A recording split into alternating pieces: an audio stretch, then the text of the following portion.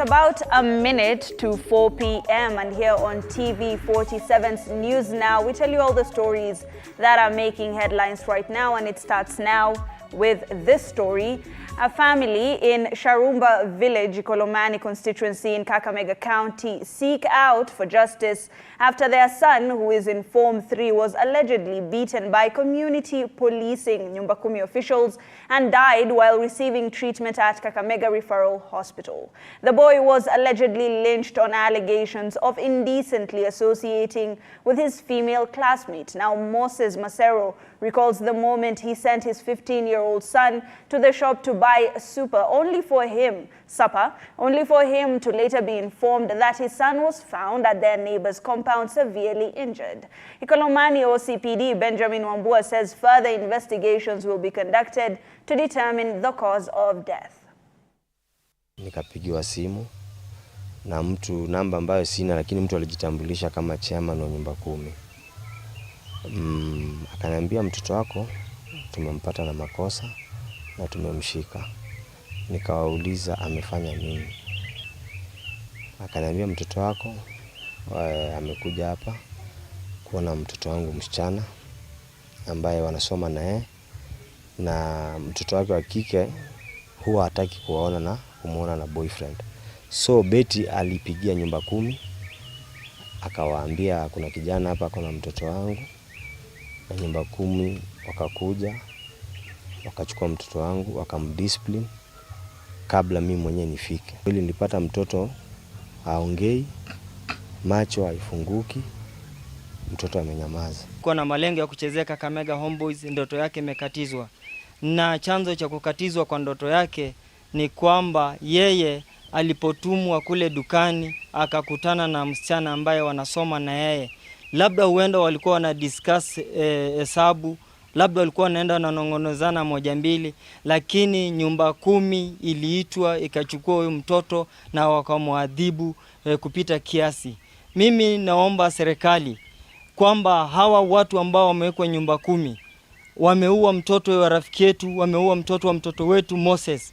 Kwanza saizi tunafaa tukuwa nazungumza kama wako ndani. Nyumba Kumi iliwekwa ili isaidie kuweka usalama, ili tuzidi kujua majirani wetu. Ikoje ni mtoto wa hii boma hapa nyumbani mnamjua na mnampiga kiasi hicho?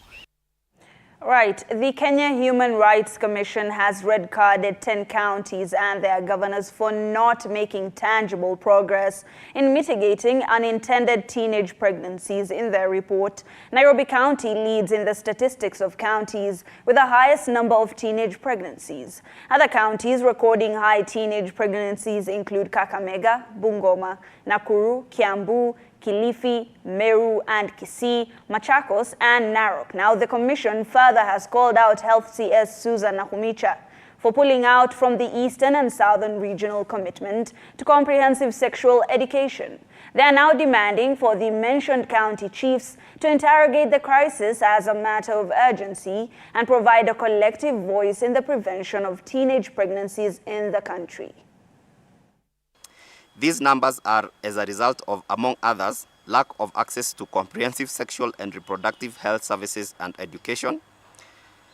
Health is a shared function between the counties and the national government, and as such, both share the blame for this crisis. In May 2023, the Ministry of Health pulled out of a major regional commitment that would have mitigated the unintended teenage pregnancies and reduce HIV and sexually transmitted diseases. Kenya withdrew from the Eastern and Southern Africa ministerial commitment to comprehensive sexual education. The withdrawal signals the lack of commitment by the government to protect our girls from early and unintended pregnancies and to enforce laws to stop this scourge. The Ministry for Education must also ensure that every teenage girl who falls pregnant is unconditionally permitted back to school and provided with the necessary psychosocial support without discrimination. Governor Kenneth Lusaka must retract his statement against schoolgirls who fall pregnant and commit to facilitating their decision. Moving on, elders from Loresoro in Samburu East have threatened to conduct a cursing ceremony for the current age set of Morans if they continue carrying out raids despite the warnings from the elders. The curse would be a way of punishment to the defiant youth if they continued conducting raids. Francis Lekole, a Samburu elder, said that the current Morans have been a cause of many complaints within the community. And if a curse like that is issued, it will mean that those who are targeted by the curse will become outcasts of the community and a bad omen will begin following them. He further revealed that those who are cursed end up dying during raids or have problems siring healthy children. Sponsor dama ameandaliwa na Isiolo Peacelink ikiwa supported na Renifent. Na mkutano ya leo ilikuwa ya muhimu sana kwa sababu imeleta warani pamoja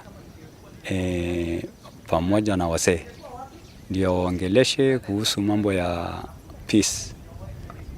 Kulingana na peace, ni kama peace imeendelea kuwa mbaya hapa.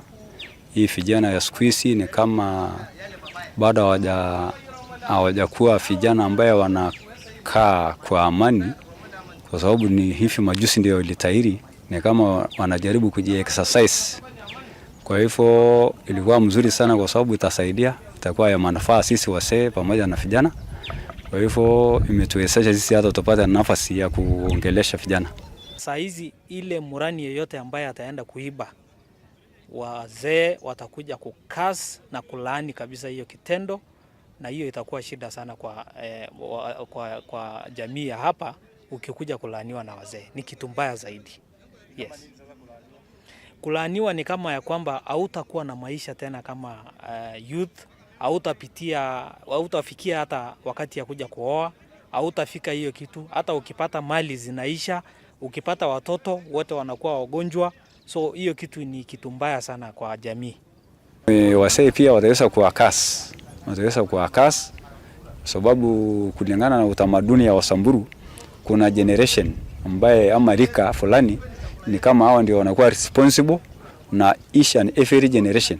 Wanapokuwa circumcised, kuna wazee ambaye ni kama wameteuliwa rika ile mbele, hao ndio wanakuwa responsible na hao vijana.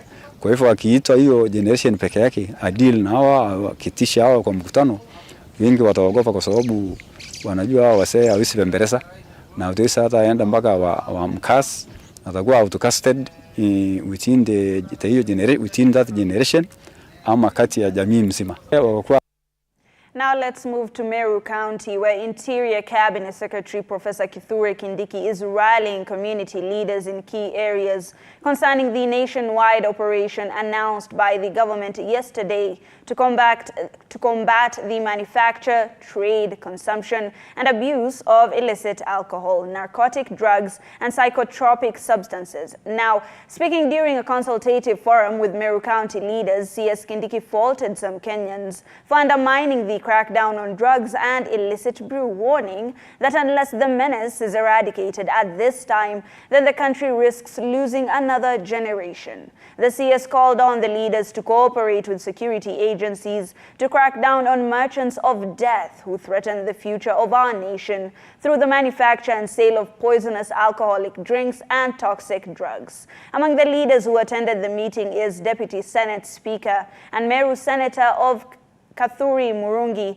Chairman of the Meru Parliamentary Caucus, and Buri MP Mugambi Rindikiri.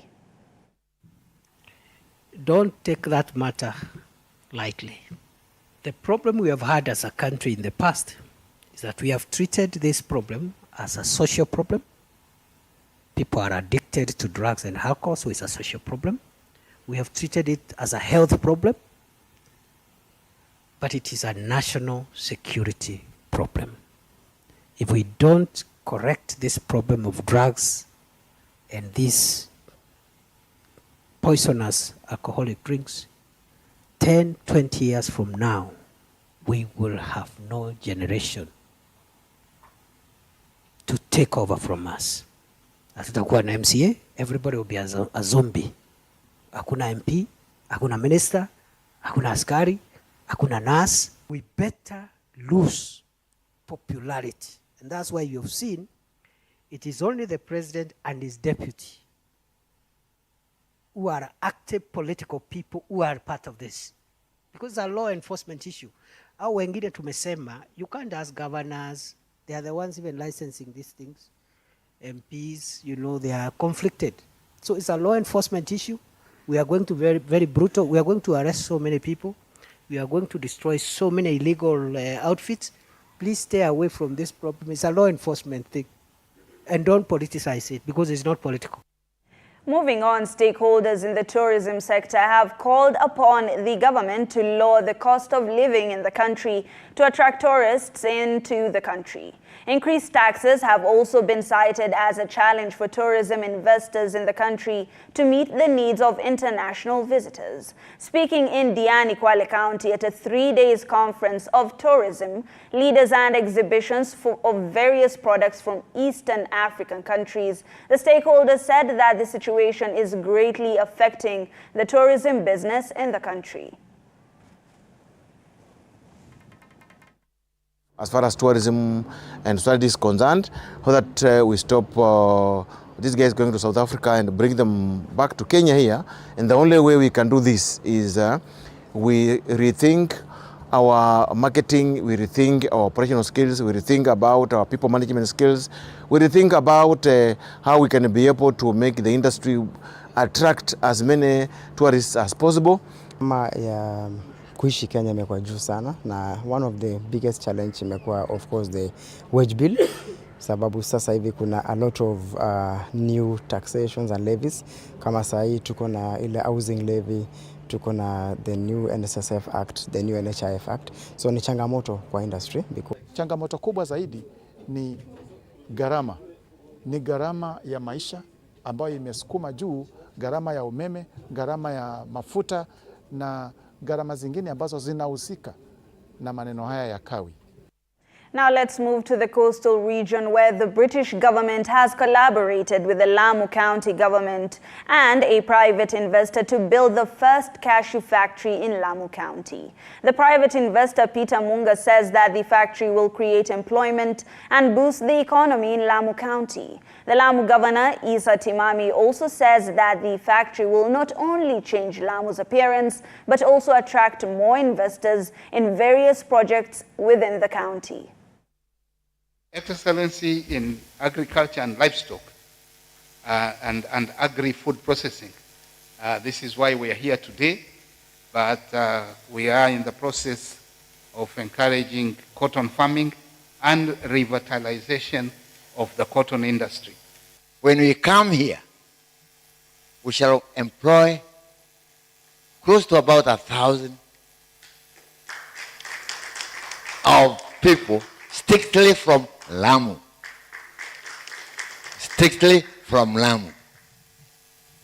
So that at least they can also be a motivation to the residents of this place to plant more and more cashew. So we're committed to working with the national government, with Kenyan security forces, and with the county government of Lamu and its neighbours to keep up with the fight against al-Shabaab. And I can assure you that we will remain committed to that struggle.